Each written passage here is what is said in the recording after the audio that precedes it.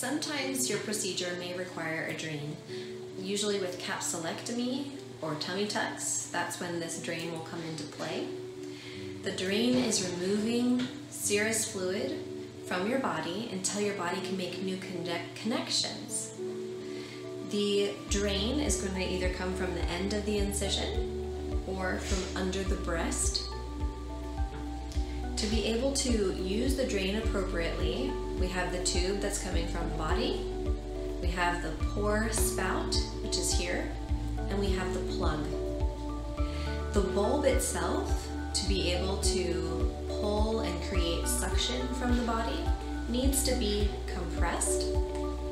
Once you've compressed it, then you put the plug into the pore spout, and this creates the suction to pull the fluid out of the pocket, out of the body, and into the bulb.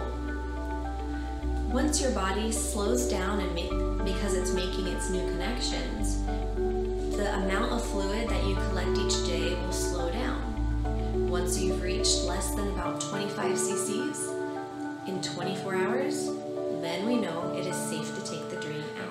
So we do like to provide our patients with a lanyard so that you can go ahead and hook your drain and have your hands free to be able to shower and wash your hair. Because I do find that it is okay for patients to go ahead and have a shower in the early post-op period. So this way you're safe and can use your hands. For taking care of your drain, it is very important that you strip the tube periodically. You may notice that there would be blood clots or some sort of pale pink clots that can form in the tube.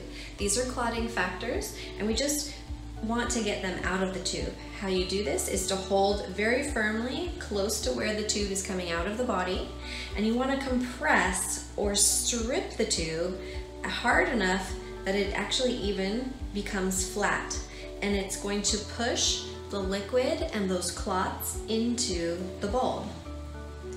The bulb, if the clots are stuck in here, that's not a problem because it's a very big container. We just don't want any clots clogging the tube from the body into the bulb.